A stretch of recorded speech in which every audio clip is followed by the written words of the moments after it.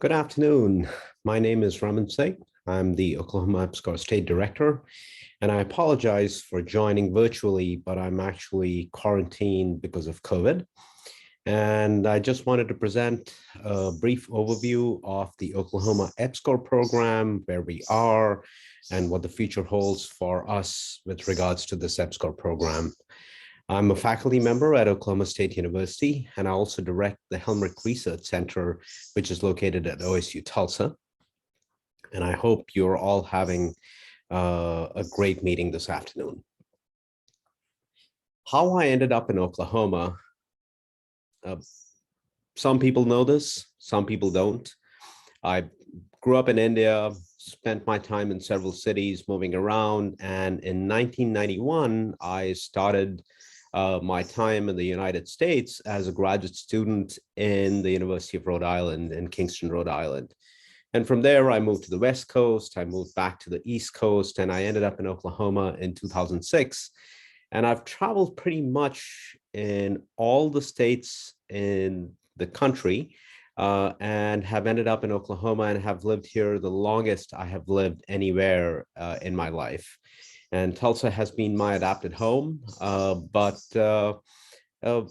it's pretty much the entire state of Oklahoma that I get to serve now as the EPSCoR State Director. So this gives you a brief overview of how I ended up here and what my interest is in terms of the state and this program.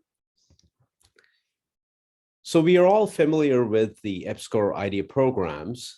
They started out in 1979 and were created by the National Science Foundation, and then other agencies got involved in this, and they determined the eligibility of different states depending on various criteria.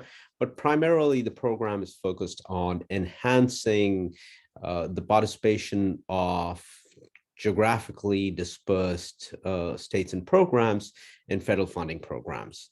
And every agency has a different view of the EPSCoR program or the IDEA program, as in the case of the National Institutes of Health, and they implement it slightly differently.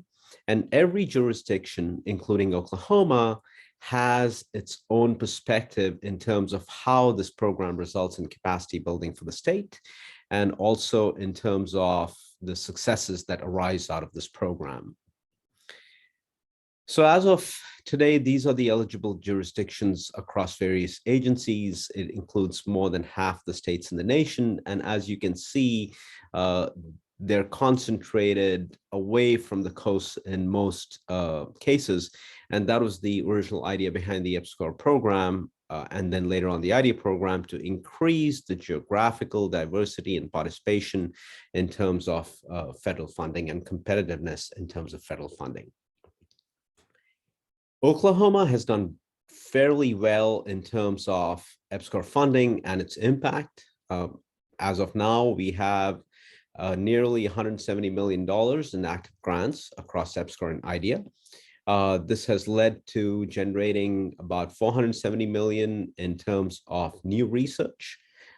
This is averaged over the last 5 years. And the impact on both workforce development and outreach and education has been significant and cuts pretty much across the state in terms of the regions of the state that are affected, not only the big urban centers in Tulsa and Oklahoma City, but also in the rural areas of the state and the regional areas of the state.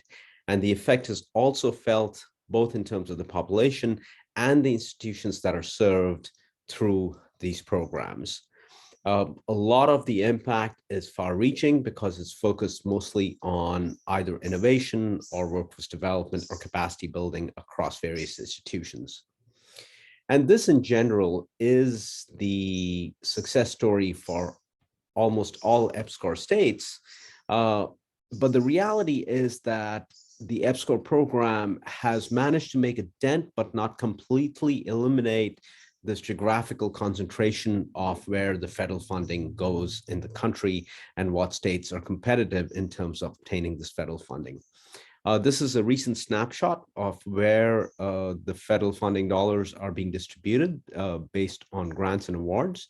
And there are 5 states that receive almost half of federal academic research funding, and the 28 EPSCoR jurisdictions as of date receive only about 10%. And there are several historical reasons for this. There is, capacity that exists in various states. There is the amount of skilled workforce and trained faculty and trained research centers. And of course, ultimately also the population that exists across various states and the number of highly active research universities that exist across states. So there are several factors that feed into this. And this continues to be an ongoing debate in terms of how the EPSCoR program needs to grow, evolve, how can it continue to make the impact it has made. And there's a lot of data that's been collected primarily through the National Science Foundation to see what the effectiveness of the EPSCoR programs are. And based on this, there has been focus on changes within the EPSCoR program. Last year in 2021, there was the U.S. Innovation and Competition Act that was being pursued for a while, primarily through the Senate. And the idea was to increase the EPSCoR allocation to 20% from currently about 2%, depending on how we count for different agencies. And because of the very nature of how the Senate and the House are composed of members, there was greater support for this idea in the Senate as compared to the House. Oklahoma enjoys significant support from both our senators and our congressmen in terms and women in terms of the EPSCoR program. So there's been great state support in the state of Oklahoma, but now we are talking about greater support mostly across the country. And there was some criticism of and some questions regarding increasing this EPSCoR budget because certain states said that the program unfairly excludes institutions within non-EPSCoR states. And these are institutions that are primarily not highly active research institutions, but maybe regional institutions that are currently being excluded from access to these funds to build research capacity. It's not an unfair criticism, but it does point to the fact that the EPSCoR program continues to evolve and continues to be looked at. And it's currently being looked at as part of two ideas that are coming out of the Senate and the House. There is the United States Innovation and Competition Act, also known as USICA, and the America Creating Opportunities for Manufacturing, Preeminence in Technology and Economic Strength, or the American Competes Act, which is the House counterpart of the Senate sponsored USICA Act. The USICA Act asks for a 20% set-aside provision for EPSCoR.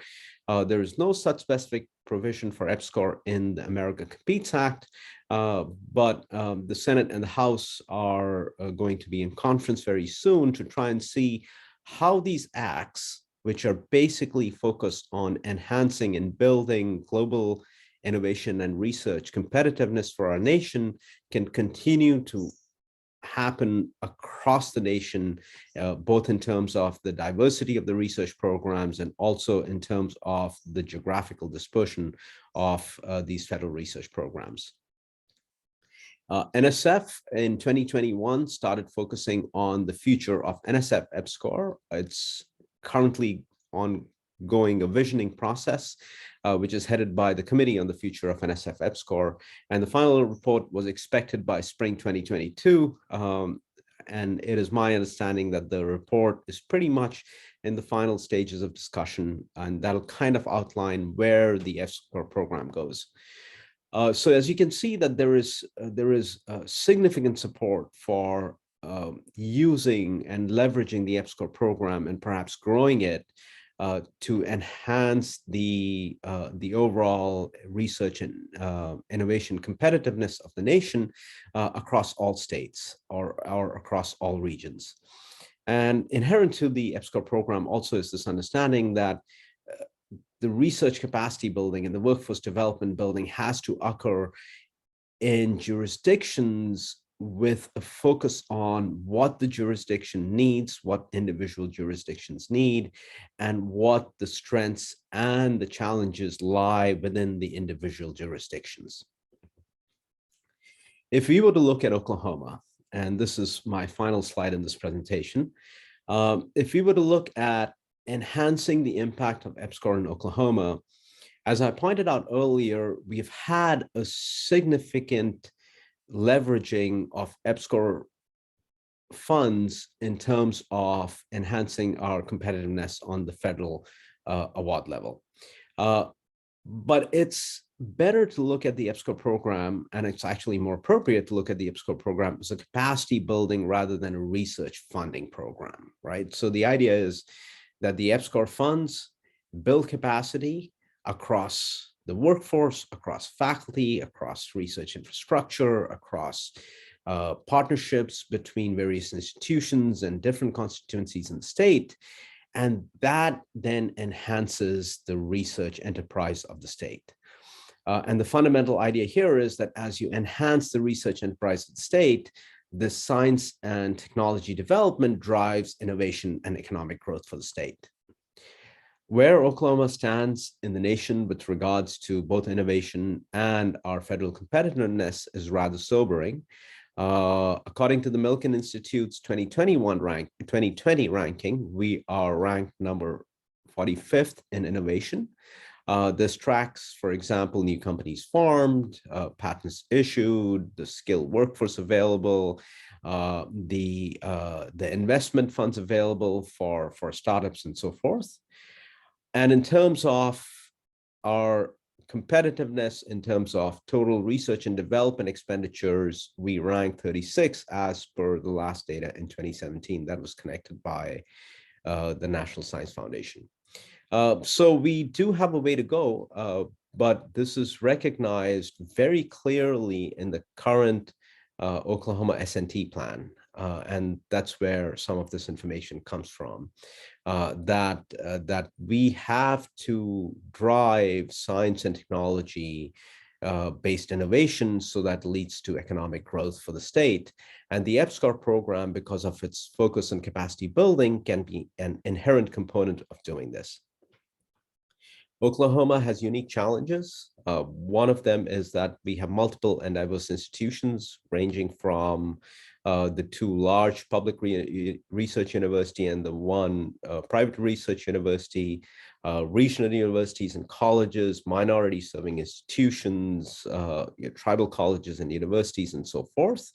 And building collaborations across these is essential for enhancing the kind of capacity building that we are talking that has an effect across the state.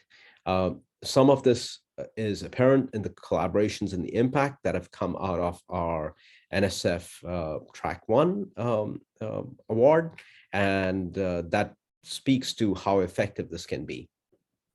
We lack a skilled workforce, and this has been called out in recent, companies not moving to Oklahoma and choosing alternative states such as Texas because of the lack of a skilled workforce that ranges across various STEM fields.